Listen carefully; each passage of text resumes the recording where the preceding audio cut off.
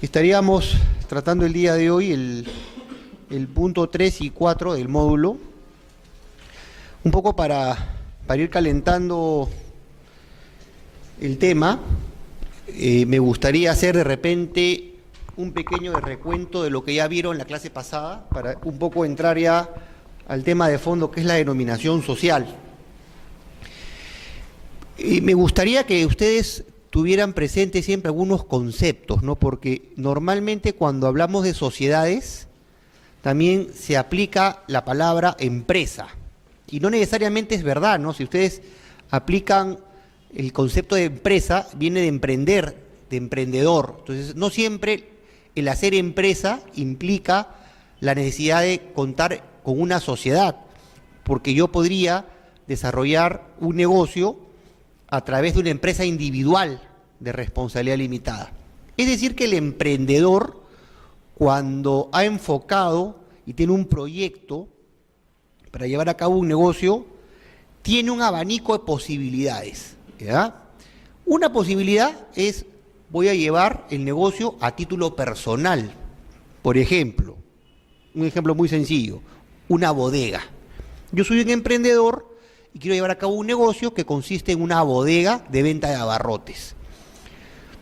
Probablemente lo pueda desarrollar yo solo. Y eso, por favor, por experiencia propia, la mejor empresa es la de uno solo. Porque ya el término de sociedad, que implica llevar a cabo una organización con socios, es como un matrimonio. Entonces ya tienes que llevarte políticamente y socialmente en una relación con tus socios. Entonces, siempre tengan presente como consejo de que si van a llevar a cabo un negocio, van a emprender una iniciativa empresarial, económica, de especulación mercantil, la mejor alternativa es estar solos, ¿ya? Entonces, dentro de ese concepto de soledad, por llamarlo así, de esta persona que quiere llevar a cabo su negocio de bodega, él podría decir: ¿para qué voy a tener un socio si lo puedo llevar a cabo yo solo? Y él tiene dos opciones: o saco mi RUC en la SUNAT, por decir yo, Jorge Zúñiga, como persona natural, ¿no es cierto?, saca un RUC y emprende su negocio. Abro mi tienda, tengo un capital, ¿no? Obtengo la mercadería y me pongo a vender.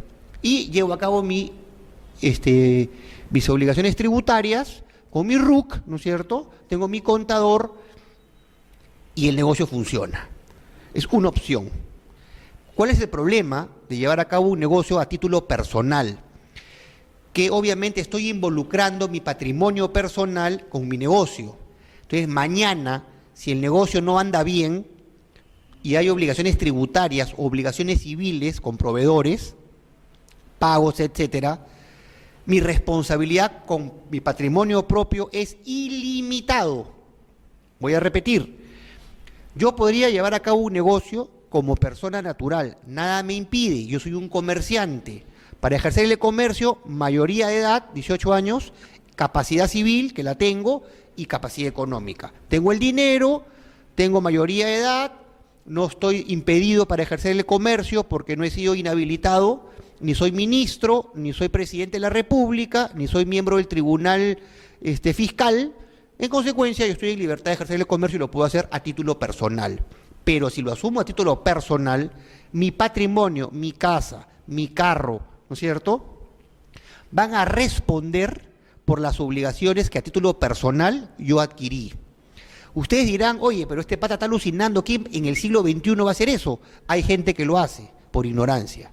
Yo tenía un caso el otro día de una sucesión hereditaria donde el señor tenía unas discotecas, tenía 2 discotecas, pero lo tenía a título personal, su contabilidad, etcétera. Entonces falleció, hubieron deudas con la Bacus, algunas obligaciones bancarias, y bueno, pues lamentablemente los herederos tuvieron que asumir esa carga, porque era una obligación personal del señor. Distinto hubiera sido si Jorge Zúñiga, que soy yo, digo: bueno, tengo el capital, soy mayor de edad, no estoy ya inhabilitado para ejercer el comercio, no necesito a ningún socio, entonces voy a formar una empresa individual de responsabilidad limitada, que no está en la ley que estamos viendo nosotros hoy, la Ley General de Sociedades, porque el curso es Derecho de Sociedades, ¿no es cierto?, bajo el paraguas de la Ley General de Sociedades, pero hay una ley especial que es la Ley de Empresas Individuales de Responsabilidad Limitada. Es decir, como yo soy abogado y conozco el negocio del derecho, digo, voy a hacer mi bodega, pero con un nombre de fantasía o con mi nombre quizás, o Bodega Zúñiga, Empresa Individual de Responsabilidad Limitada. Bodega Zúñiga, EIRL, ¿no es cierto? ¿Esa qué ventaja me da? Que he constituido una organización, una persona jurídica distinta a mí, con un patrimonio distinto, donde mi responsabilidad como inversionista es limitada a lo que aporté. Pero como no necesito socios, soy el hombre más feliz del mundo, porque yo soy el dueño de mi empresa individual de responsabilidad limitada, cuya personalidad o personería jurídica es distinta a la mía, ¿no es cierto?, donde mi patrimonio es distinto al de la empresa y en donde yo decido a mi libre voluntad cómo voy a desarrollar mi negocio, porque no necesito socios. Y además, la voluntad social la dispongo yo y puedo nombrar si quiero un gerente o más gerentes porque es mi empresa. Entonces, esa es la otra posibilidad. Pero vamos a suponer que yo no puedo emprender individualmente a título personal el negocio, ni tampoco solo, porque necesito un capital. Supongamos que quiero hacer una zapatería. Pucha, tengo la idea, conozco el negocio, pero me falta billete. No tengo billete.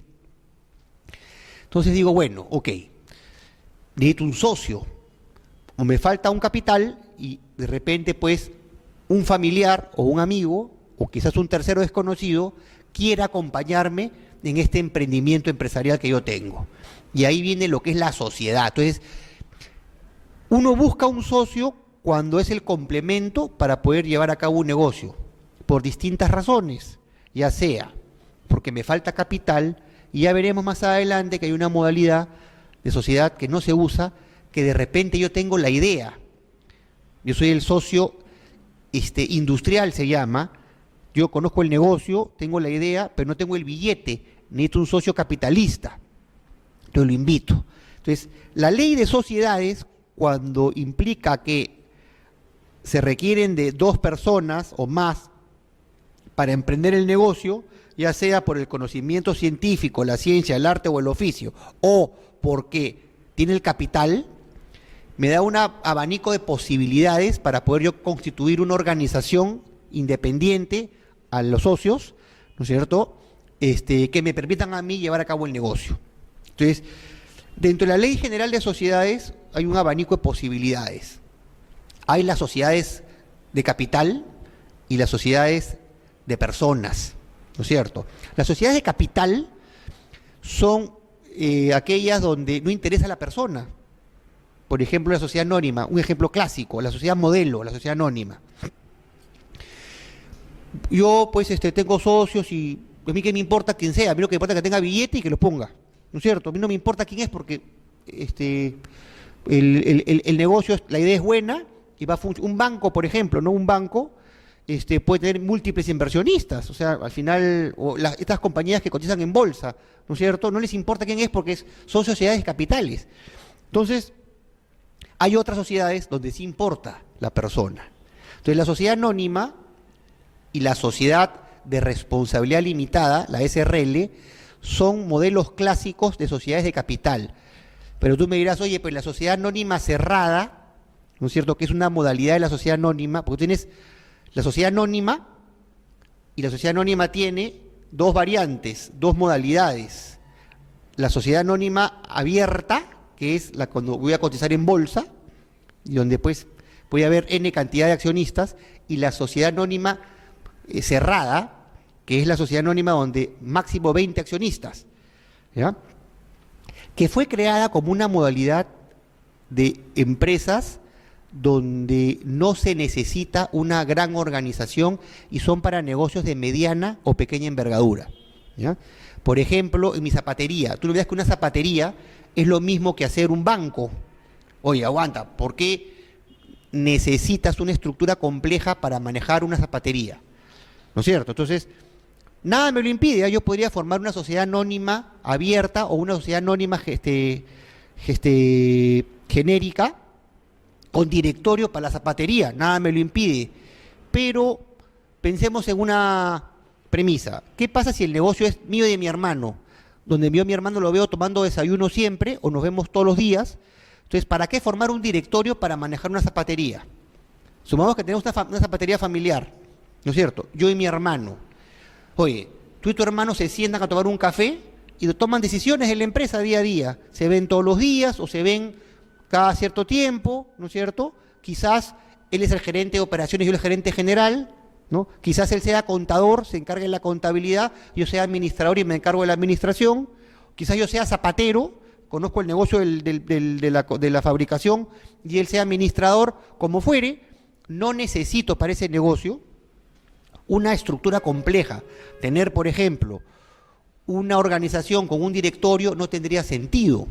Distinto es un banco. Un banco, por ejemplo, sí necesito, o un hospital o una compañía de seguros, sí necesito una estructura más compleja que una zapatería. ¿Por qué? Porque tienes un grupo de inversionistas, tienes un grupo de directores, tienes gerencias de diferente tipo.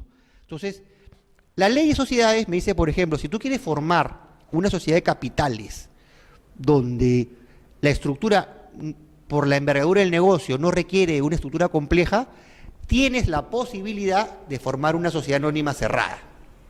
Entonces, es una posibilidad donde tú prescindes, no es obligatorio tener directorio. Entonces, ¿cómo son los órganos de gobierno? Una junta de accionistas, o sea, los dueños, yo y mi hermano, y la gerencia. Se acabó el asunto. Y la gerencia son las que toman las decisiones de gestión. Y los socios, los dueños, ¿no es cierto?, los accionistas, se juntan para ver determinadas decisiones relacionadas al desarrollo de la empresa. Punto. Entonces, no necesito crear un monstruo. Entonces, de la sociedad anónima, que es la sociedad modelo, voy a repetir, hay algunas variantes, ¿no? Se llama la sociedad anónima genérica, que necesariamente tiene directorio, órganos de gobierno, la junta de accionistas, el directorio y la gerencia. Y tienes la sociedad anónima cerrada, donde tienes la posibilidad de prescindir del directorio, porque es un negocio familiar. Entonces, volviendo a la figura original, si una persona necesita de socios para llevar a cabo su emprendimiento, hay un abanico de posibilidades. Otra posibilidad es la sociedad de responsabilidad limitada, ¿no es cierto? La sociedad de responsabilidad limitada es una sociedad de capitales donde en realidad ha sido desplazada por la sociedad anónima cerrada en la práctica, pero todavía está vigente en la ley, se usa muy poco, pero que tiene una característica muy singular. En una sociedad anónima, normalmente se llama anónima, ¿por qué? Porque tú no sabes quiénes son los dueños, tú no sabes quiénes son los socios, se llama sociedad anónima. No es necesario inscribir en el registro público, ¿no es cierto?, las transferencias de acciones. Las transferencias de acciones se hacen consensualmente, cumpliendo los requerimientos del estatuto, consensual, con un contrato privado, y se acabó el asunto. Se inscribe en la matrícula de acciones de la compañía y eso es lo que manda. No hay que ir a registros públicos.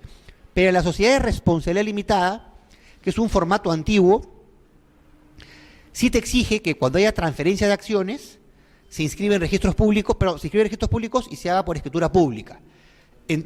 ¿Perdón? Sí, son participaciones, efectivamente, no hay acciones. Entonces, ¿qué pasa? Que es una forma, tú me dirás, oye, pero esos tienen un carácter personal, son sociedades de capitales. Tú me hablas de la sociedad anónima cerrada, estás con tu hermano, ¿no es cierto?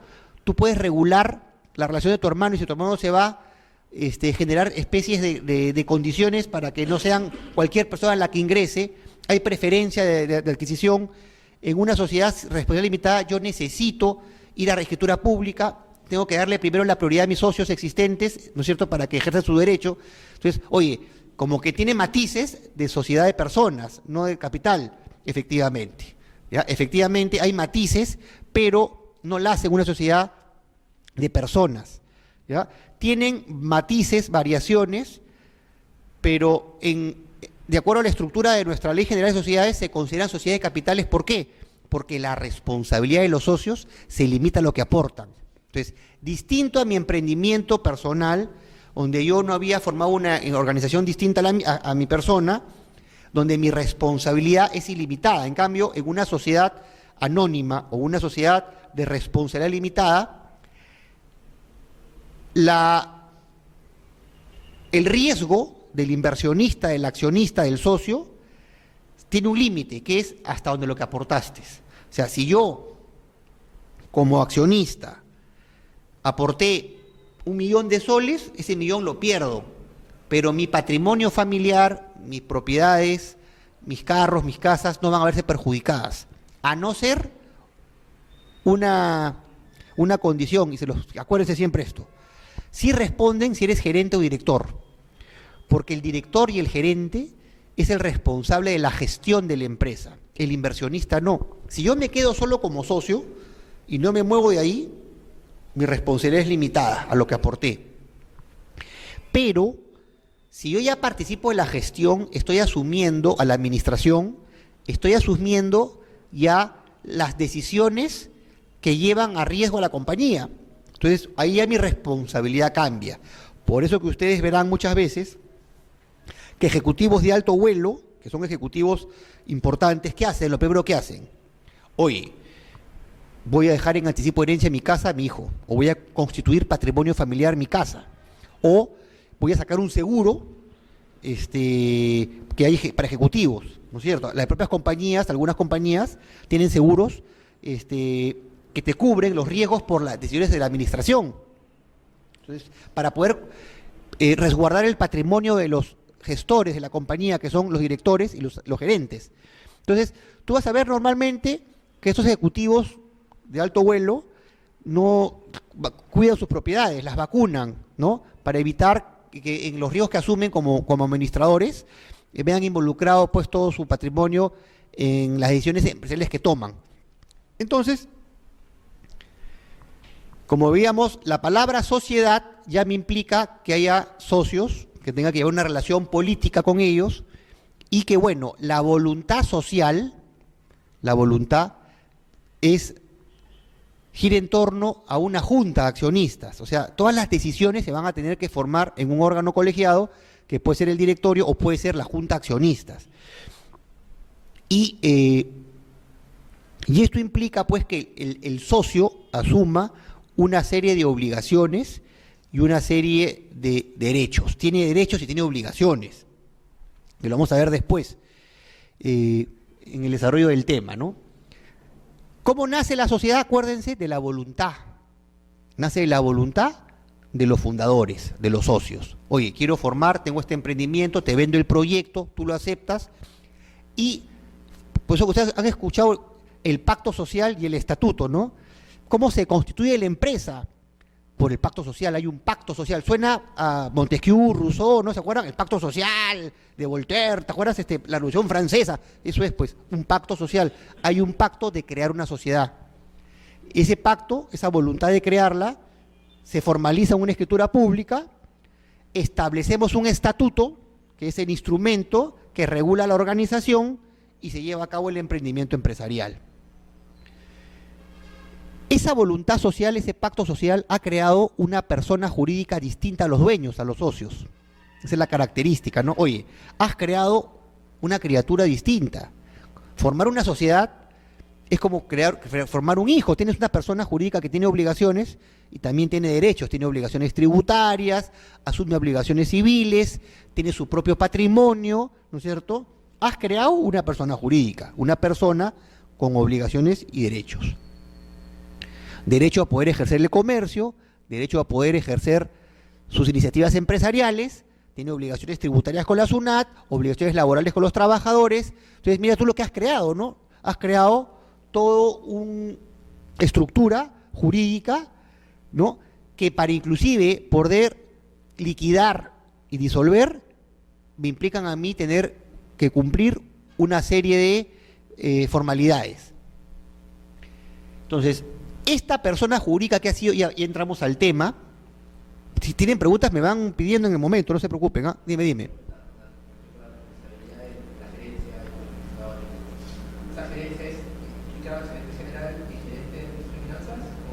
Depende, pues, porque claro, el gerente general es obviamente por cargo, ya asumió la responsabilidad de la gestión en completo. Cada gerente asume por la responsabilidad por las obligaciones que tiene. Si yo soy el gerente medioambiental de la minera la responsabilidad va al medioambiental por los temas medioambientales que no se resolvieron y el gerente general. El gerente general no va a deslindar. Tuve un caso así, ¿no? Un gerente general de una minera me dice, ya, yo estoy asumiendo la responsabilidad de la gestión, gerente general, pero yo no quiero que tú me hagas una escala de poderes donde yo pueda deslindar mi responsabilidad medioambientales, ¿no es cierto?, financieras. No se puede, compadre, le digo, lamentablemente. Lo que podemos hacer es una escala de poderes donde reglamentamos las responsabilidades y obligaciones de cada uno de los gerentes, pero al final del túnel no te vas a deslindar. En la interna quizás puedes tú pues ahí ver cómo hacemos, pero frente a las autoridades, frente a la SUNAT, es el gerente general quien tiene que velar en general por el desarrollo normal de la compañía y el cumplimiento cabal de sus obligaciones. ¿No? Entonces, pues, por ejemplo, que yo diga, pues, gerente general, usted no ha pagado los impuestos, culpa del contador, o del gerente de contabilidad, o del jefe de contabilidad. No, un momentito, tú eres el gerente general, tú tenías que velar, porque el cargo inherente te genera a ti una serie de obligaciones que no puedes eludir. Por eso que hay que tener mucho cuidado. Pero es una buena pregunta, puede ser la pregunta típica que nos hacen todos los gerentes, ¿cómo hago para deslindar responsabilidades? No, compadre, a lo mucho, siendo creativos, y eso, solamente para alejar un poco el tema, pero que al final no es definitivo, reglamentar. Siempre, claro. Por eso que el director, cuando no está de acuerdo con aunque esté ausente en la sesión, si yo soy director de una compañía y hay una decisión que no está de acuerdo a la ley o que va a perjudicar a la empresa, yo tengo que, para salvar mi responsabilidad en el momento de la sesión de directorio, decir, no estoy de acuerdo, que conste en actas, me opongo al acuerdo. Y si no he ido, mandar una carta notarial. Señor gerente, señor presidente de directorio, he tomado debida nota de este acuerdo, del cual me opongo por tales razones. Entonces, ya y deslindo mi responsabilidad. Entonces, si mañana hubiera alguna contingencia derivada de ese acuerdo, la única forma de yo salvarme el pellejo, salvar el voto, como dicen, es conste en actas o mandé mi carta notarial. Igual el gerente tiene la obligación de llamar a aviso, ¿no es cierto?, cuando haya una decisión de la cual pues va a poner en riesgo a la sociedad, ¿no? Entonces, es la única forma de salvar responsabilidad, o sea, que tener mucha diligencia y debido cuidado. Como hemos creado una entidad distinta a los socios, con personería propia, y entramos al tema, tiene que tener su nombre, pues, ¿no es cierto?, su nombre propio. Entonces, en la doctrina ya existe una diferenciación en lo que es la denominación social y la razón social. Yo les pido que por favor nunca confundan. Lo que pasa es que con la antigua ley de sociedades, la ley general mercantil antigua, se hablaba de razón social, ¿ya? Pero ustedes tienen que distinguir tres conceptos distintos. Una cosa es el nombre comercial, una cosa es la denominación social y otra cosa distinta es la razón social. Por ejemplo, mi nombre comercial puede ser Coca-Cola o puede ser Kentucky Fried Chicken, ¿no es cierto? Ese es el nombre comercial. Es el nombre que distingue a una marca o un producto en el mercado, Kentucky Fried Chicken, pero no necesariamente ese nombre es el nombre de la empresa. La denominación social podría ser compañía elaboradora de pollos del Perú, sociedad anónima. Esa es la denominación social, por decir, ¿no? Coca-Cola es el nombre del producto, pero de repente la denominación social no es Coca-Cola, es compañía embotelladora de bebidas nacionales y extranjeras del Perú, sociedad anónima. Entonces, es otra cosa, ¿no? Entonces, distingan, no siempre el nombre comercial, que es el nombre que distingue a los productos en el mercado, necesariamente sea el mismo. Puede coincidir, ¿no? Nada impide, pues, Coca-Cola, sociedad anónima, la dueña del producto Coca-Cola, o Kentucky Fried Chicken, sociedad anónima, nada lo impide, pero no siempre es lo mismo, ¿no? Y coincide, no tiene por qué coincidir. Entonces, tú tienes lo que es la denominación social y la razón social, pero que son cosas distintas. Yo a veces escucho colegas o escucho a personas que dicen la razón social. Eso es lamentablemente un error de concepto, ¿ya? Les ruego que nunca lo cometan. La denominación social se aplica para aquellas sociedades donde la responsabilidad es limitada.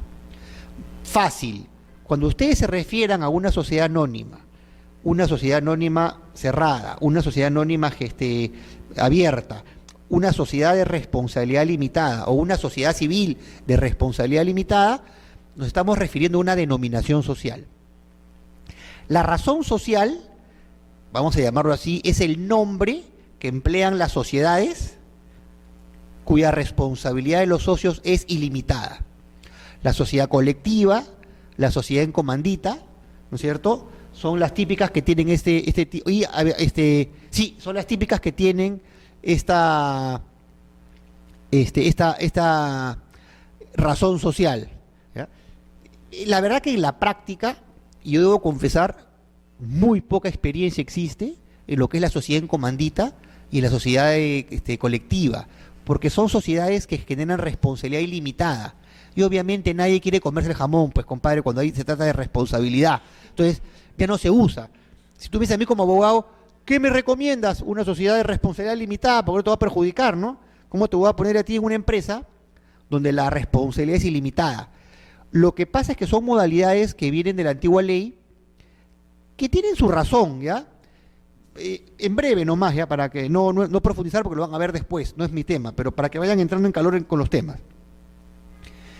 La sociedad civil de responsabilidad limitada es cuando queremos llevar a cabo negocios, ¿no es cierto?, relacionados al ejercicio de una profesión, ciencia, arte y oficio. Por ejemplo, mi estudio, Muñiz, Ramírez, Pérez Taiman, Olaya, sociedad civil de responsabilidad limitada, ¿no? Hacker, Belagochaga, ingenieros, sociedad civil de responsabilidad limitada, ¿no es cierto? No sé, Villegas y Fernández, cirujanos plásticos, sociedad civil de responsabilidad limitada, porque están ejerciendo una profesión con fines comerciales, no hay ningún problema, porque no es ningún pecado. La especulación mercantil y el fin lucrativo no es pecado, al contrario, es normal, para eso se crean las sociedades, para ganar plata, ¿no es cierto? Entonces, pero la sociedad civil, que tiene dos modalidades, ¿no? La sociedad civil de responsabilidad limitada y la otra, no me acuerdo el nombre ahorita, la sociedad anónima ordinaria, la sociedad civil ordinaria, tiene dos variantes. En la ordinaria, la responsabilidad es ilimitada, pero en la responsabilidad limitada, la responsabilidad es limitada. Todo el mundo apunta a esa, la limitada, porque nadie quiere involucrar su patrimonio. Entonces, la sociedad en comandita tiene una nota bien simpática, y se va a acordar siempre de esto, ¿ya? Porque es medio complejo, nadie se acuerda. Yo a todos los abogados oye, ¿te acuerdas? No me acuerdo porque no se usa, pero ¿cómo nace la figura? Porque todo tiene una lógica. Son sociedades que existen cuando hay un socio industrial que no tiene la plata, pero conoce el arte, la ciencia, el oficio, pero necesita capital y necesita de socios capitalistas. Entonces, pues supongamos que yo fuera un agrónomo, ¿ya? Un gran agrónomo, conozco todo en la agroindustria, conozco todo, pero no tengo billete. Y he visto que hay un proyecto agroindustrial extraordinario, proyecto billete. Entonces, yo puedo ser el socio industrial, yo puedo trabajar, hacerme responsable del negocio, pero no tengo plata. Entonces, invito a socios capitalistas que no van a participar de la administración, solamente ponen el billete. Entonces, yo como socio, en la sociedad en comandita, ese socio industrial, ¿no es cierto?, se le va a llamar socio colectivo, y al socio capitalista se le llama socio comanditario. Entonces, el socio comanditario no responde solo por lo que aportó, ¿ya?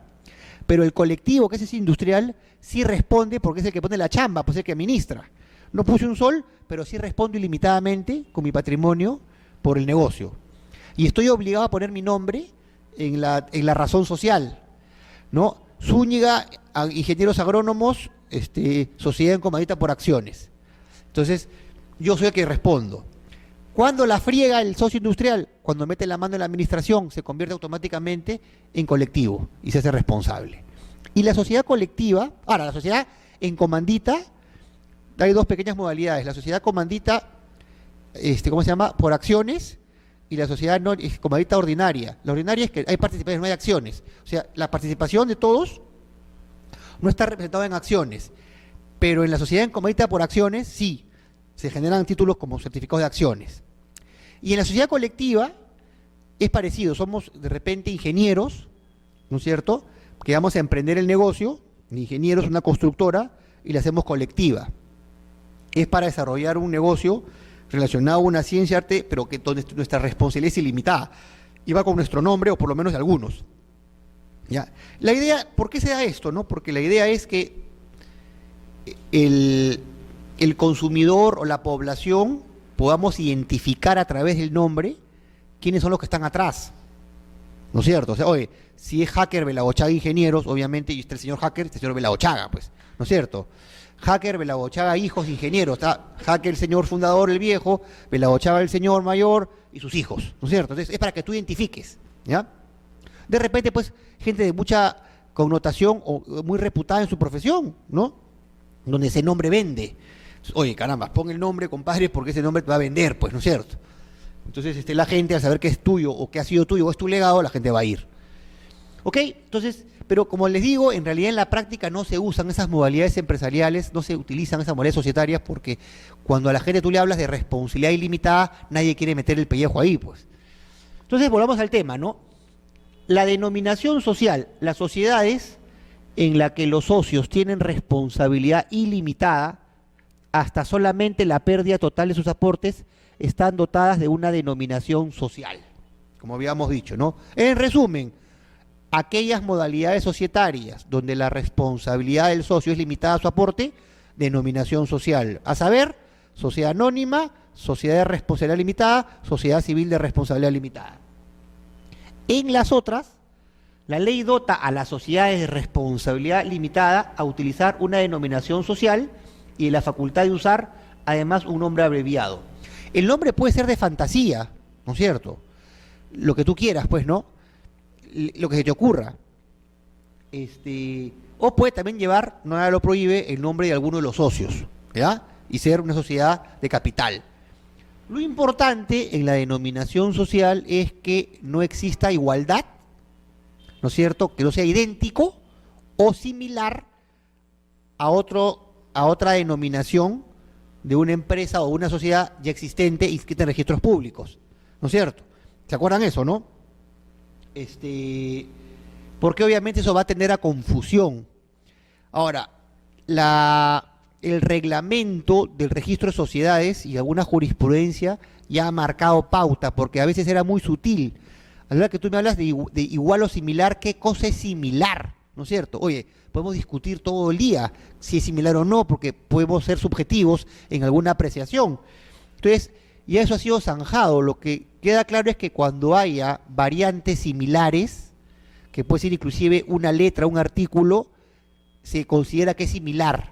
Por ejemplo, maque, M-A-K-E, SAC. Yo hago mac y SAC. No, pues, eso es lo mismo, porque esa connotación del artículo y no lo hace distinto, confunde. Entonces ya ha sido clara la norma, inclusive dice, oye, no, cuando haya variantes similares, eso ya está, perjudica esa denominación. Entonces, el nombre puede ser de fantasía o puede ser el nombre de alguno de los socios. Como ya había adelantado, la razón social son para aquellas sociedades donde la responsabilidad es ilimitada, ¿no? Como tal, la razón social corresponde al nombre de la sociedad de responsabilidad ilimitada, es decir, de aquella sociedad que no limita la responsabilidad de los socios al capital social que aportaron, sino que la extiende al patrimonio personal de estos y se forma incorporando el nombre de uno o el de los demás socios que ilimitadamente asumen responsabilidad, ¿ya? Eso es obvio, tiene una lógica, ¿no? Porque si yo pongo mi nombre en el membrete de la compañía, en la razón social, mucha gente va a comprometerse conmigo porque ese nombre genera un prestigio. Entonces, obviamente, ahí mi responsabilidad es ilimitada, no tendría por qué quitar cuerpo. Acá hay un tema interesante, ¿no? A veces, ¿qué pasa cuando el socio fallece? ¿No es cierto? O el socio es separado. Cuando el nombre del socio fallecido puede continuar en la razón social, ¿no? Siempre que el socio separado o los sucesores de tal consientan en ello. O sea, puede ser que yo me separé de la compañía, pero digo, ¿sabes qué? Sigan con el nombre, sigue con mi nombre. O falleció el causante y los herederos, no, que siga el nombre de mi papá. Cuidado con eso, porque la responsabilidad se extiende. Si esto pasara, la razón social debe indicar el estado hecho socio, fallecido o separado. Los que permiten que su nombre figure en una razón social, aún no perteneciendo a la sociedad, asumen plena responsabilidad solidaria, sin perjuicio de la responsabilidad penal que pudiese existir. O sea, mucho cuidado, ¿no? Si falleció el causante, haremos honor a su nombre, pero no mantengamos ahí el nombre, porque lo que va a generar es una responsabilidad ilimitada. Efectivamente, la ley te da plena libertad para elegir el nombre que tú quieras. Puede ser un nombre inventado, ¿no? Un nombre relacionado a la actividad, un nombre relacionado a los accionistas, ¿no? Pero hay ciertas limitaciones, porque lo que busca la norma es, oye, que no vaya a colisionar con otras empresas que ya tienen un nombre similar o idéntico, ¿no? Entonces, el artículo 9 de la Ley General de Sociedades establece una primera norma de protección. Ninguna sociedad puede adoptar una denominación completa o abreviada o una razón social igual o semejante a la de otra sociedad preexistente, salvo cuando demuestre que tiene título legítimo para ello. ¿Cuándo ocurre esto? ¿Qué ha pasado ya? Oye, somos empresas del mismo grupo empresarial. ¿Cómo se llama? Por decir, no sé, pues por decir, Colágeno SAC, de los socios A y B. Vamos a formar Comercial Colágeno SAC, de los socios A y B. O sea, son empresas del mismo grupo empresarial que obviamente, como ya tienen una identidad en el mercado, de repente necesitan, oye, quiero tener una empresa Colágeno, que es la distribuidora, otra que es la fabricante, entonces Fábrica Colágeno S.A., Distribuidora Colágeno S.A., Transportes Colágeno S.A. Entonces, en ese caso, ¿qué va a ocurrir? Que la primera que inscribió en esa junta autoriza, ¿no es cierto?, en una junta de accionistas, a que esta nueva empresa del grupo empresarial puedan utilizar su denominación social en forma especial, ¿no? Entonces, cuando demuestre que tiene título para ello. ¿Cuándo tengo título? Cuando es autorizado por el propietario o el dueño de esa denominación social, ¿no es cierto? Entonces, y eso se da, eso no es que está prohibido, se da con mucha frecuencia. Tampoco se puede adoptar denominaciones de organismos o instituciones públicas, obviamente, ¿no? Yo no puedo crear Hospital Loaiza, Sociedad Anónima. Oye, aguanta, pues, compadre, si eso ya existe el Hospital del Estado, ¿no es cierto? Porque genera confusión, ¿no? Ministerio de Turismo, ¿no? Sociedad Anónima, aguanta, compadre, eso no puede ser, es un organismo del Estado. Más que todo porque puede generar confusión. Un ejemplo clásico, ¿no? Instituto Nacional de Oftalmología, es el instituto del Estado de oftalmología, o el Hospital de Niños.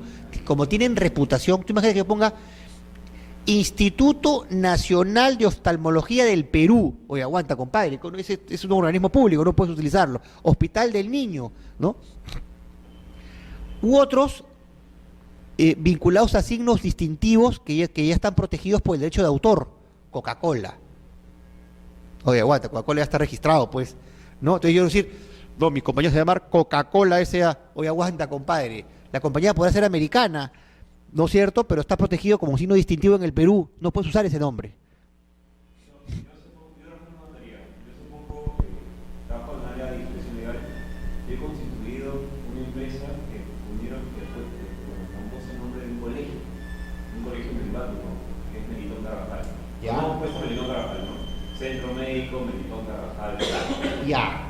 Lo que ha pasado ahí, si te fijas, es que Melitón Carvajal es un nombre ahí que no se vincula con el organismo, pues, porque no le ha puesto. Melitón Carvajal es un héroe como Miguel Grau. Hay casos en que verdaderamente hay que ser flexibles, ¿no? El colegio se podría, en un juicio sumarísimo, podría oponerse, ¿ya? Pero si te fijas bien, ¿cómo se llama la empresa? Centro Médico. Centro Médico Melitón Carvajal. Es como decir yo mañana Centro Médico. Estoy utilizando un nombre, pues, público, ¿no? Que no es un organismo público, que es distinto. Porque muchos colegios se llaman, pues, Juan Pablo II.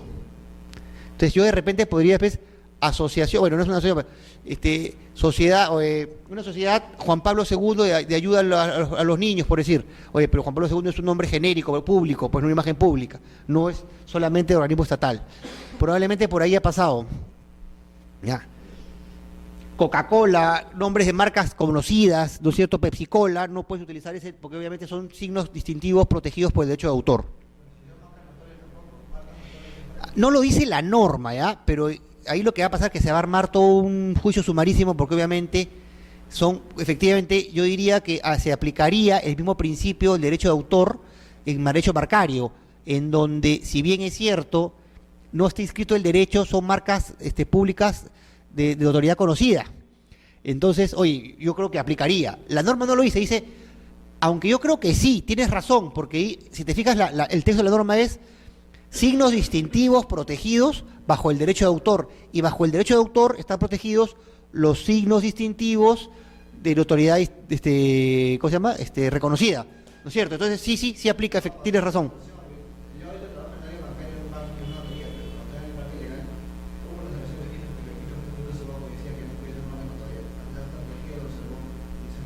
Sí, no, efectivamente, sí, es así.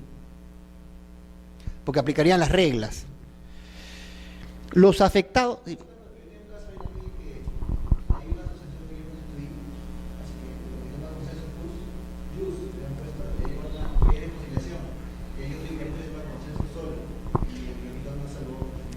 No observó.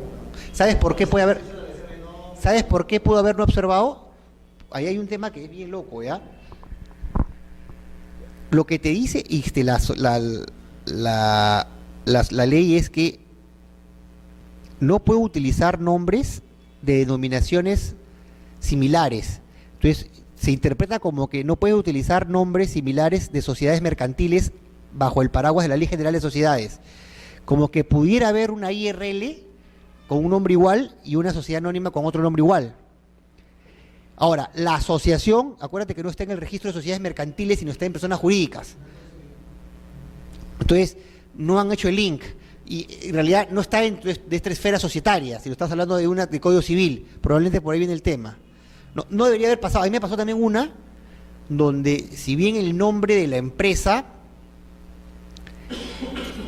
yo utilicé las siglas, pero no el nombre de la empresa, no la denominación social. Y me la inscribieron, yo pensé que lo iban a rebotar, ¿ya?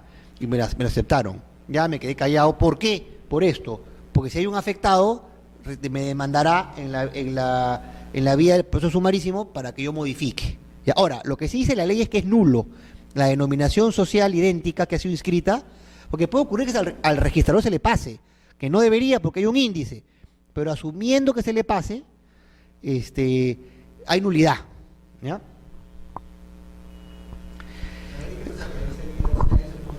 No, me gana el proceso, tengo la obligación de modificarlo y obviamente se tiene como no puesta desde el primer día que se constituyó la empresa. Es lo que pasaría.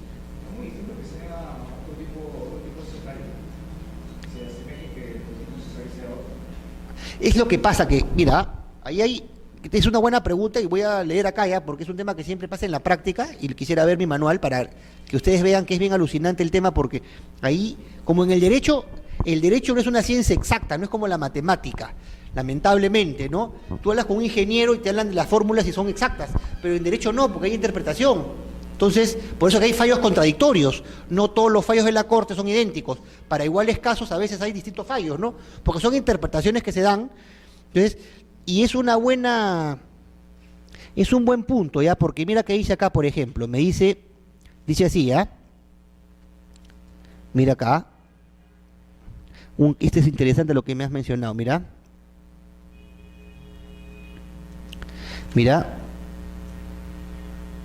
En cambio, no opera si la igualdad o semejanza se da entre una sociedad y una empresa individual de responsabilidad limitada, pues este tipo de empresa no está regulada por la Ley General de Sociedades, Resolución 334/2005, SUNARP, TRL del 6 de junio del 2005.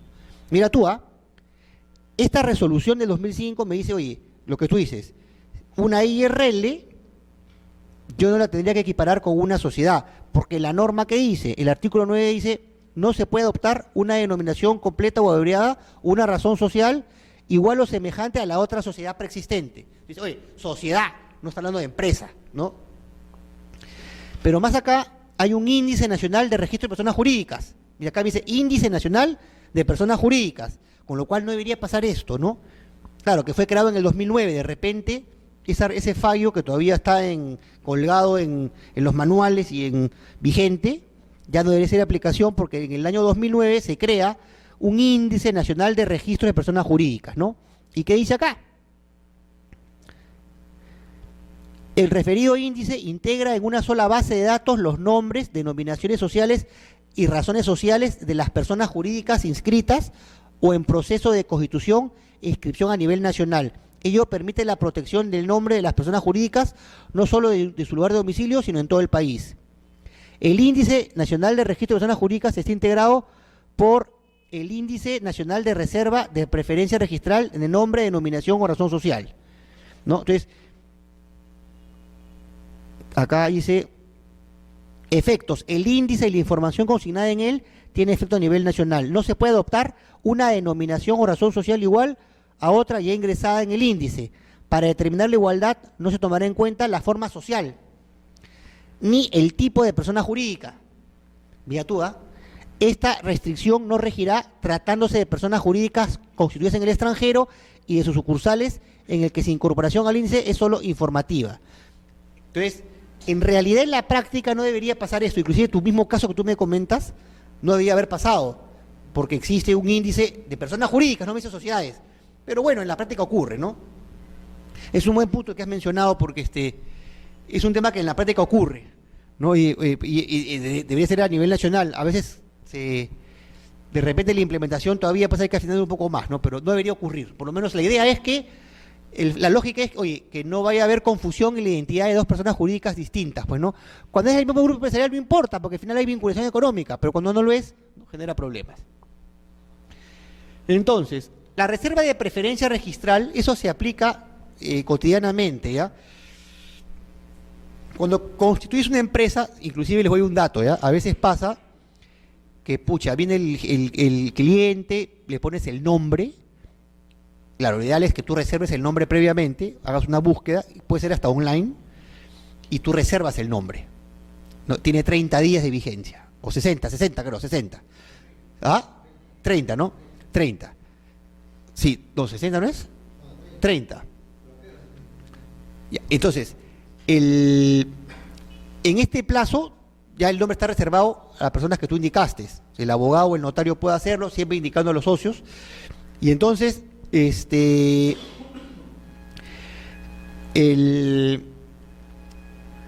lo puede hacer online o el notario mismo o en persona, va a llenar un formulario y se presenta. Sí, 30 días, tienes razón. Y sí, hay que estar renovando después la reserva, ¿no? Entonces, ¿qué ocurre? Que a veces, un dato, le pongo el nombre, estás apurado, no hay tiempo para hacer la reserva, no hay tiempo, le pones su nombre y le digo, sí, pero compadre, como estamos apurados porque la típica, urgente, doctor, hay una licitación mañana, un concurso público, ¿y cómo hacemos esto? Tenemos 8 días, la reserva va a demorar porque demora 24 horas. Ya, mandamos a la piscina y dame un nombre y abajo tenemos una cláusula adicional que se pone, en el caso que existiera un nombre similar, no idéntico, se aplicará el siguiente nombre. En caso segundo, tampoco un tercero. Entonces, ¿qué pasa? Que no tengo que estar haciendo escrituras públicas, sino que ya le pongo abajo una cláusula adicional, ¿no? Si no se puede el primero, va el segundo, si no el tercero, ya, pues si pelamos los tres ya estamos piñas, ¿no? Pero normalmente esto no demora, es rápido, lo que pasa es que a veces se demora un poco de tiempo, 24 horas en responder, entonces la gente no tiene tiempo, prefiere ganar tiempo y tienes que obviar este paso. Pero el tema es muy fácil, consultas, que no hay un nombre similar, si no hay un nombre similar, lo reservas, puede ser online.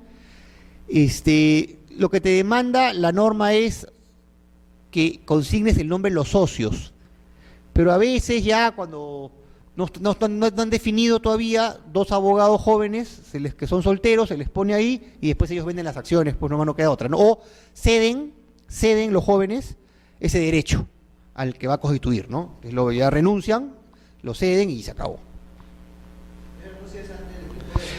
Durante mismo, también pues en la misma, pues ahí pones, ¿no?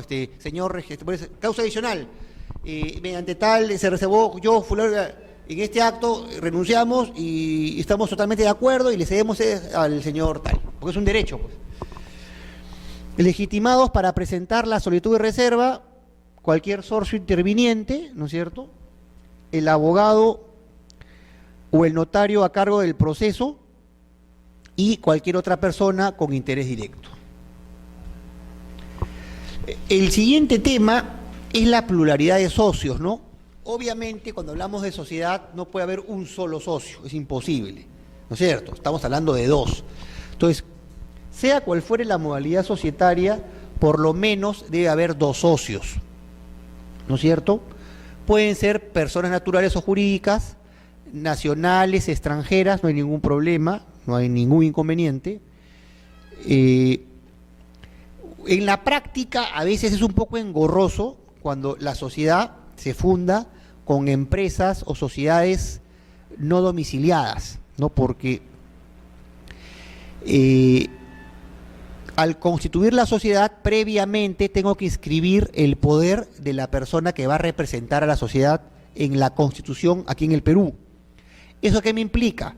Que la sociedad del extranjero, a través de sus órganos de gobierno, otorguen las facultades, me envíen un certificado de vigencia, una declaración de competencia y iniciar ese proceso que me implica a mí, pues, primero inscribir en registros públicos, que me apostille los documentos, demora mucho. Entonces, es usual en el campo corporativo que dos socios jóvenes, o dos abogados jóvenes, constituyan la sociedad, ¿no es cierto? Supongamos que viene una matriz extranjera urgente, quiere constituir una empresa. Entonces yo le digo como abogado, tú tienes dos opciones. La primera opción es que algún funcionario tuyo o a nosotros nos delegue la facultad para firmar la escritura pública de constitución. Envíame el acuerdo de la Junta de Accionistas de la sociedad extranjera, su certificado de vigencia, la constancia de facultades, apostillado, me lo envías, yo con eso lo inscribo en el Perú. Después de ese paso recién podemos constituir. No, doctor, ¿eso cuánto demora? Bueno, en el Perú debería ser 10 días, 8 días, 12 días, pero cualquier cosa puede pasar, puede dilatarse. Entonces dicen, ok, ¿cuál es la otra solución? Dos personas solteras, ¿no es cierto?, constituyen la empresa. La empresa está nueva, 0 kilómetros. De ahí le vende las acciones a la sociedad. Lo bueno, si te fijas bien, al ser sociedades generalmente anónimas, no me piden escritura pública para transferencia, solamente la anotación de la transferencia en la matrícula de acciones, ¿no es cierto? Un contrato simple, no de transferencia, de una empresa nueva que no tiene contingencias, ¿no es cierto? 0 kilómetros, transferida casi en el acto de constitución, porque prácticamente está ahí nomás. La cosa pues está bien hecha, porque al final no hay ningún problema. Se anota en la matrícula.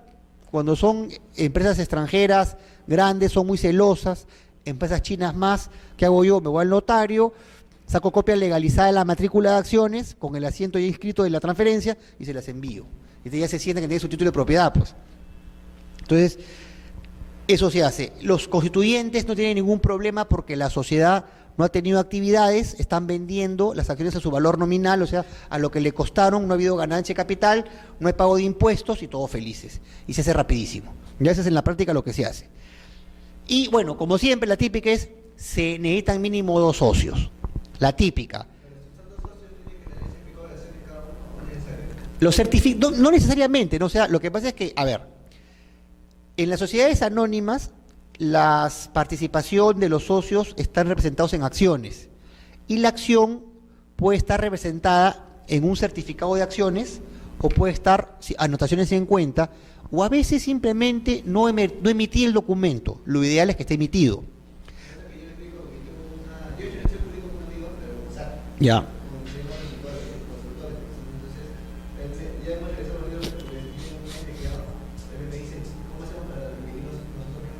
Ya, ahí voy, a eso voy. Ojo, es una buena pregunta porque muchos abogados tampoco se confunden con esto, ¿ya? Las acciones, que son derechos es un bien mueble según la Ley General de Sociedad, la Ley General, ¿cómo se llama? La Ley de Garantías Mobiliarias, es un bien mueble, ¿no es cierto? Y el otro día tuve una discusión con un colega por un caso grande que había en el estudio, donde él decía que la acción, al ser un bien mueble, la traditio, o sea, la transferencia, se perfeccionaba con la entrega del bien, con el certificado de acciones. ¿Ya? Otro decía no, con el registro en la matrícula de acciones. Yo decía no, porque puede ser que no se emitió el certificado. O sea, efectivamente, la acción, que es un derecho intangible, ¿no es cierto?, que representa un derecho político y económico en una sociedad, y una participación en el capital social, ¿no es cierto?, a veces no está representado en un título, en un certificado, ni está anotado en un libro. Entonces, y eso no impide que la transferencia tenga valor. ¿En qué momento la transferencia de acciones se materializa? Desde el consenso. Es consensual nomás, ¿ya? El hecho que el gerente que tenga un atraso, no haya registrado, no es constitutivo, ¿ya? Lo que ocurre es que para ejercer mi derecho de accionista se reputa al que figura en el libro, pero eso no quiere decir que si yo adquirí y hubo negligencia del gerente y no anotó, yo no puedo ejercer mi derecho.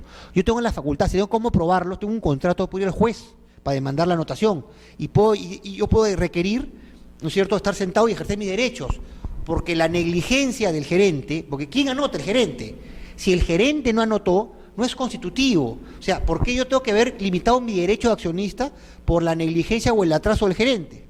¿Ya? Entonces, ¿a qué venía? En tu caso, lo ideal es que exista el certificado, ¿no es cierto? Para eso es importante la denominación social. La denominación social se tiene que usar en toda la correspondencia de la sociedad y en el certificado de acciones. Entonces, lo ideal es que ese derecho, esa acción esté representado en tu certificado. Cuando está representado en un certificado, tú puedes acreditar la transferencia con el endose. Si tú a mí me vendes tu acción, tu certificado pones endosado a favor de Jorge Zúñiga, yo ya acredito el título. Yo voy a la sociedad, oye, cámbiamelo por uno a mi nombre. Ya acredité el título, ¿ya? Si no está, puede ser con un contrato. Oye, no hay certificado, pero hay un contrato firmado, que ni siquiera tiene que estar escriturado ni legalizado, un contrato privado, simplemente, ¿no es cierto? Ya acredité. O con una comunicación. Yo no tengo por qué informarle a la sociedad, al gerente de la SAC, en cuánto te compré tus acciones en el estudio jurídico. ¿Por qué? Si es un tema privado. Yo te pago a ti $1.000.000. ¿Qué le importa al gerente? ¿Cuánto pagué? Entonces, mira, compadre, como no hay certificados y como no quiero enseñar el contrato que es privado, y tú tampoco quieres y yo tampoco quiero, hagamos una carta. Señor gerente, por medio de esta comunicación, le informo que el brillante abogado le ha vendido a Jorge Zúñiga todos sus certificados de acciones. El precio está íntegramente pagado, sírvase usted a anular el certificado de acciones a mi nombre y emitir uno nuevo y anotar en la transferencia en la matrícula de acciones. Se acabó. Entonces, por eso que te dicen, una forma es con el certificado, otra forma es con el contrato y otra forma es con la comunicación. ¿Ya? No, lo que sí te aconsejo es que tengas, siempre es bueno tener actualizados, anótalo en la matrícula y saca una copia, pues. Te vas donde el señor a la notaría, sacas una copia legalizada.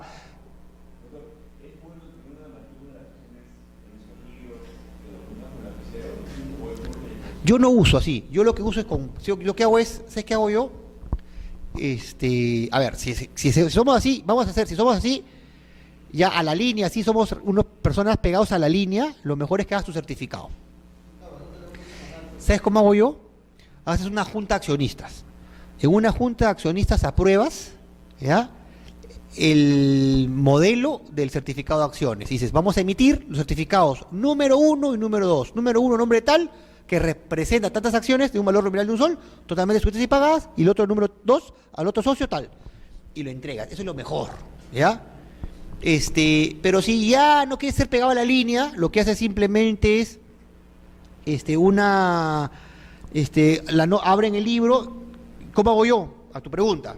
Yo lo que hago por comodidad es porque a veces se anota con lapicero y es horrible para leerlo porque la venta aparece con una flecha, no sabes cómo leerlo. ¿Yo cómo hago? La ley no te dice cómo tiene que llevarse el libro. Yo hago como un acta, como haces el acta igualito en un asiento número 1, ¿ya? Asiento número 1, yo le pongo constitución social, emisión de acciones por constitución de empresa. En la ciudad de Lima, el día tal, ahora, ¿quién firma la matrícula? Ahí no, tampoco está regulado en la ley de sociedades, ¿ah? Un consejo. El gerente general sí. Pero ¿qué pasa, por ejemplo, cuando la sociedad anónima tiene presidente de directorio? Yo, por analogía, con el certificado de acciones, te dice, si la sociedad anónima es cerrada, la firma el gerente. Pero si es una sociedad anónima donde hay directorio, la firma el presidente del directorio y la firma el gerente. Entonces, por analogía, yo aplico el libro en la matrícula de acciones, debería estar firmado por el presidente del directorio y por el gerente. Pero es suficiente con el gerente en realidad, ya, porque no está regulado, pero ya si así, ya recontrapulcro, así ya, pucha, ¿qué tal pulcritud? Por ellos dos. Y cuando es SAC, yo hago por el gerente y un accionista. Y así ya recontrapulcro. Se delega al accionista Jorge Zúñiga a firmar la matrícula de acciones junto con el gerente. ¿Por qué lo hago, ya? Porque ya me ha pasado. Las empresas a veces se venden. Uno dice, ya he constituido la empresa con una ilusión con mi amigo de formar el estudio jurídico, pero tú cómo sabes que mañana van a haber nuevos socios o vas a vender. Tú no sabes. Las cosas a veces se venden, pues. Entonces, y te dan a buen precio. Entonces, si tú tienes ordenadamente los libros, cuando el comprador haga una revisión o un due diligence, lo que se llama es una auditoría, pero cuando tú compras una empresa en marcha, hay muchas contingencias. O sea, la empresa en marcha ya viene desarrollando actividades y tiene obligaciones y compromisos, ¿no?, que ha venido adquiriendo. Puede tener créditos bancarios, garantías, hipotecas, obligaciones tributarias, laborales. Entonces, él me dice, mira, Jorge, mi estudio es una maravilla. Mi estudio tiene un patrimonio de 20 millones de dólares. Mis acciones me valen 5 millones. Ya, pero compadre, yo cómo sé que es cierto, déjame ver, pues. Quiero tomar la temperatura de la empresa. Voy a hacer un due diligence, una auditoría. Quiero ver tu contabilidad, quiero ver cómo están tus obligaciones tributarias, quiero ver cómo están tus obligaciones laborales. Entonces yo mando a mi laboralista, mi tributarista, quiero ver tus temas con los bancos. De repente estás hipotecado, ¿no? ¿Cómo está tu nivel de cumplimiento? Entonces estoy, un momentito. ¿Tú crees que vale 5 millones? Ajustemos. Yo he visto acá contingencias por 2 millones, te pago 3. No, Jorge, me va a decir él, porque esas contingencias van a ir en el tiempo prescribiendo. Ok, hagamos una cuenta escrow, pongamos ese dinero, la diferencia, en una cuenta en garantía. Cuando va venciéndose los plazos de prescripción, yo te voy entregando el dinero con intereses. Ah, pero aguanta, compadre. Si apenas venga la SUNAT y me cobre, yo saco esa plata ahí y se paga. Estamos cubiertos los dos, ¿no es cierto? Eso ocurre en la práctica. O la otra es, ya compadre, pero hacemos un ajuste de precios, pues, porque para mí es muy importante en tu estudio, las computadoras, no va a ser que falten activos. Entonces, si hay activos ocultos, o pasivos ocultos o activos que se han perdido, yo quiero pues también descontar del precio. Entonces hace una cuenta escrow que se llama una cuenta en garantía, ¿no? Entonces, pero lo ideal es, yo como hago un asiento tipo acta y la pego, pero la pego en el medio. La ley no dice cómo, pues si el libro tiene dos lados con asiento, dice foja 1, yo en el medio pego. Y ya está. Y para hacer así recontra cuidadoso, le saco una copia legalizada donde la guardo yo como accionista. Entonces, yo tengo mi prueba, pues. La primera hojita, la segunda hojita y ya está. ¿Ya?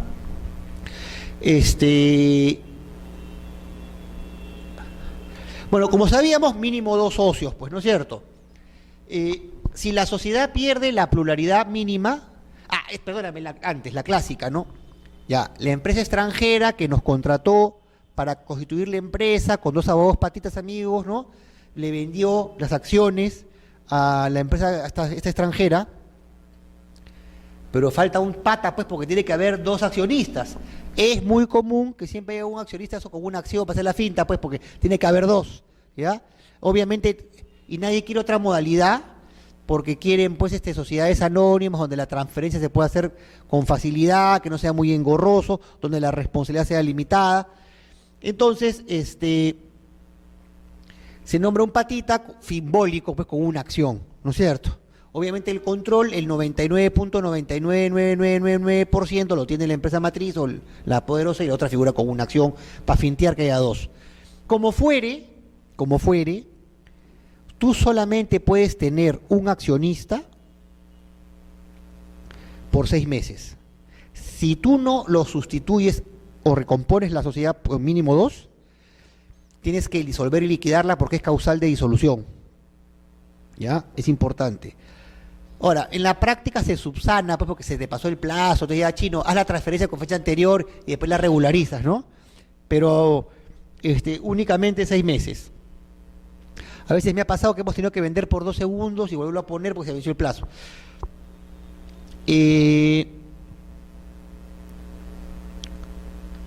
Cuando es el Estado, el accionista, o hay casos especiales de la ley de títulos, de la ley de mercantil, perdón, la ley de, ¿cómo se llama? La de mercado de valores, no es necesario un solo accionista.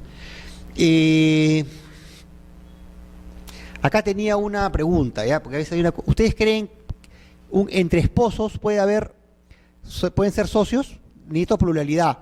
¿Esposo y esposa pueden ser socios? Está prohibido, pues ya. Ahí está, buena voz, sí. Porque no creo, hay patas que han cometido ese error. Un día voy a una empresa y el abogado in-house, oye, compadre, marido y mujer, ¿tienen separación de patrimonios? No sé. Oye, compadre, entre marido y mujer no pueden contratar. Está prohibido por el Código Civil, ¿ya? Entonces, Sí pueden constituir una empresa y después casarse. es otra cosa. Serían bienes propios. Son bienes propios, sí.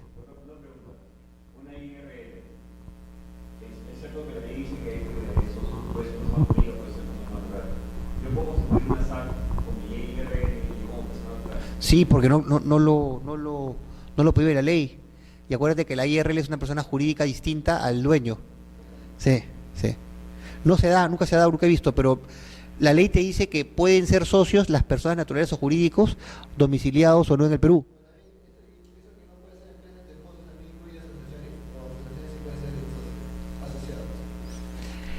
Una asociación, nunca he visto el caso, es una buena pregunta. A ver, razonemos.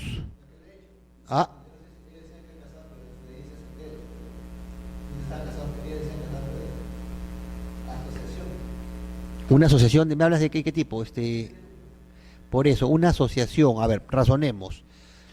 Sí se puede, porque es una persona jurídica. Lo que pasa es que la asociación normalmente no tiene un fin de especulación mercantil. A ver, razonemos. Una asociación es la unión de personas que comparten un fin en común. La finalidad de la asociación es satisfacer un bien común, un interés común.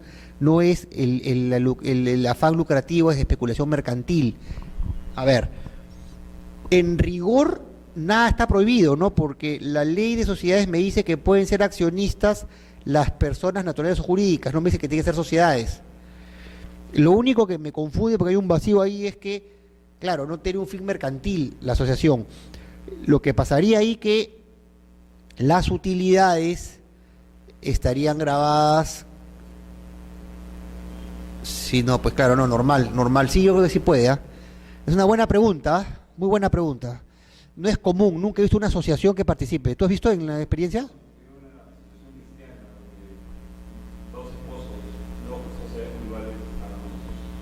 No, eso está bien. ¿Pero como de una sociedad? No, claro, no. Lo que me pregunta es si una asociación... No, creo que te he entendido si una asociación civil sin fines de lucro puede constituir una empresa o ser accionista en una empresa. Eso sí, no, yo de hecho hay personas que ellos, a veces no pueden pero sí es un futuro que quieren invertir en una empresa el día que... ¿Pero cómo? ¿Como asociación? Es que la asociación tiene personalidad jurídica a ellos son asociados.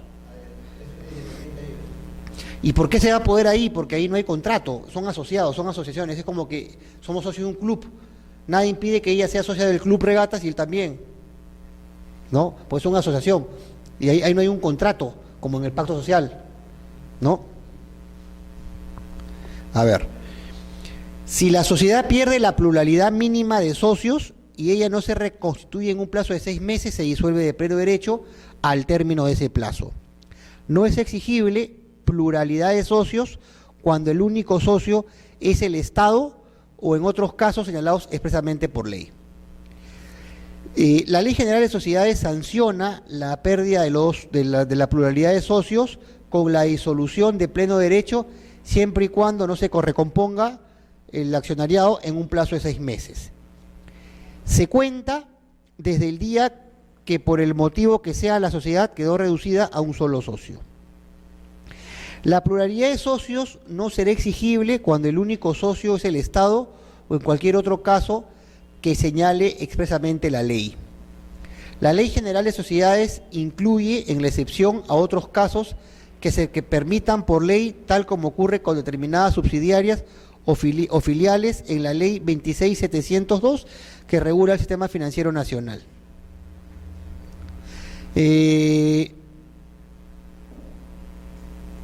La disolución de pleno derecho. Si consideramos que vencido el plazo, la disolución opera por mandato de ley, entonces debe ser inmediatamente disuelta y liquidada.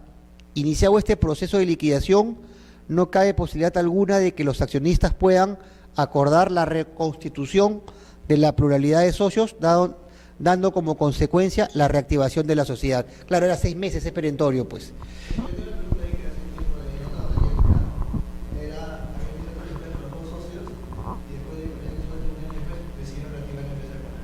Pero no por pluralidad. No, pero creo que es otro tema. Acordamos la disolución y liquidación, ¿no es cierto? Lo sé que la ley de sociedades te permite revocar el acuerdo. Si te fijas bien en lo que es disolución y liquidación, ahorita que no tengo acá la ley de sociedades, pero puede ser revocado el acuerdo. Puede ser revocado. Por eso que eso está permitido, ¿ah? Ahora, obviamente, cuando hablamos de pluralidad de socios, en realidad puede ser socio. Yo creo que el tema de la asociación no hay impedimento, porque los impedimentos que la ley ha previsto son cuando, por ejemplo, tú eres condenado, estás inhabilitado para ejercer el comercio por quebrado, ¿no es cierto? Los interdictos no pueden constituir empresa, marido y mujer, salvo que tengan separación de patrimonios, y algunas personas en función al cargo público, ¿no? Presidente de la República, los ministros, el presidente del Tribunal Fiscal, el relator del Tribunal Fiscal, los funcionarios regionales o municipales que recauden impuestos, no puede porque hay conflicto de intereses, ¿no es cierto? Determinados directores de determinados ministerios no pueden ejercer el comercio, entonces ellos no pueden ser accionistas, definitivamente. Por eso que es muy común cuando nombran a un ministro que tenga que renunciar, ¿no es cierto?, a su participación accionaria en las compañías que él tiene, pues, ¿no es cierto? Eso es muy común. O a los cargos de director, porque para ser director o gerente también no puede estar impedido de ejercer el comercio.